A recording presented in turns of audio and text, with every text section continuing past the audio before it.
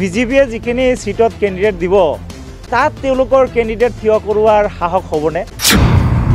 বিজেপিৰ কেন্ডিডেট প্ৰাৰ্থীৰ বিৰুদ্ধে ইপিপিএল দলৰ প্ৰাৰ্থী থিয় কৰোৱাৰ সাহস ইপিপিএল দলৰ বা প্ৰমোদ বড়ো ডাঙৰীয়াৰ আছেনে? প্ৰমোদ বড়ো ডাঙৰীয়া সম্পূৰ্ণৰূপে কনফিউজ হৈছে আৰু তেখেত যিহেতু চৰকাৰখন চলোৱাত ব্যৰ্থ হৈছে, ভয় ভোগ ভ্ৰষ্টাচাৰ দুৰ্নীতি অপশাসন অভিজ্ঞতাহীনতাৰ কাৰণে আজি এইবিলাক হ'বলৈ পাইছে।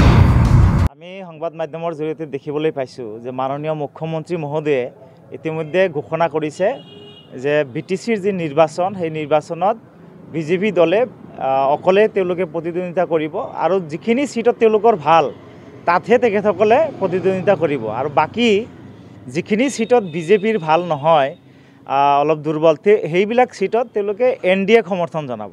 এতিয়া NDAত কোন আছে আপোনালোক সকলোৱে জানে, NDAত ইপিপিএল আছে, NDAত AGP আছে, গতিকে তেওঁলোকক সমৰ্থন জনাব। গতিকে মিত্ৰতা নোহোৱাকৈ ইলেকশ্যন খেলিম বুলি যিটো কথা কৈছিল এই কথাটো আচলতে সঠিক কথা বুলি আমি নাভাবোঁ।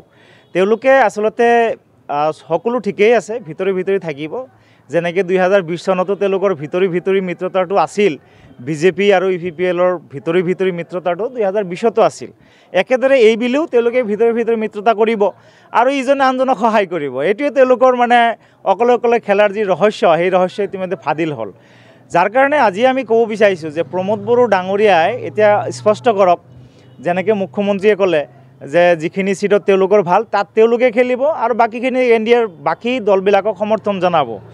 এতিয়া ইপিপিএলে কি কৰিব?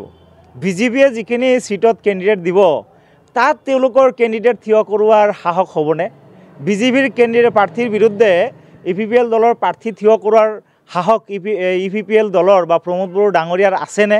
সেই কথাখিনি স্পষ্ট কৰিব লাগে। এতিয়া চাওক, কিমান দিনৰ পৰা এই বিষয়খিনি আলোচনা বিলোচনা চলি আছে, কিন্তু আমি দেখিবলৈ পাইছোঁ যে প্ৰমোদ বড়ো ডাঙৰীয়াই নিৰ্বাচনক কেনেকৈ পিছুৱাই লৈ যাব পাৰি সেইখিনিহে তেখেতে আচলতে আশা কৰি আছে, সেইখিনি পৰিকল্পনাত তেওঁ ব্যস্ত হৈ আছে।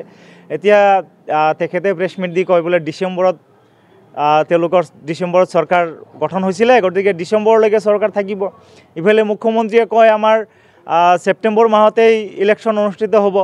গতিকে প্ৰমোদ বড়ো ডাঙৰীয়া সম্পূৰ্ণৰূপে কনফিউজ হৈছে আৰু তেখেত যিহেতু চৰকাৰখন চলোৱাত ব্যৰ্থ হৈছে, তেখেতে ভয় ভোগ ভ্ৰষ্টাচাৰ দুৰ্নীতি অপশাসন অভিজ্ঞতাহীনতাৰ কাৰণে আজি এইবিলাক হ'বলৈ পাইছে। যাৰ কাৰণে আমি আশা কৰিছোঁ যে মুখ্যমন্ত্ৰী ডাঙৰীয়াই যেনেকৈ কৈছিল ছেপ্টেম্বৰ মাহত ইলেকশ্যন হ'ব লাগে, অতি সোনকালে ছেপ্টেম্বৰ মাহতে ইলেকশ্যন অনুষ্ঠিত কৰক আৰু বিটিচিৰ ৰাইজক যি জ্বালাকালা দি আছে, ৰাস্তা ঘাট বিভিন্ন উন্নয়নৰ ক্ষেত্ৰত পিছ পেলাই ৰাখিছে, সেই উন্নয়নখিনি ত্বৰান্বিত কৰাৰ স্বাৰ্থত ঠাকৰামা মহিলাৰী দেৱক পুনৰাই বিটিচিৰ ৰাইজে বিচাৰিছে। গতিকে ইলেকশ্যন সোনকালে হোৱাটো আমি বিচাৰিছোঁ।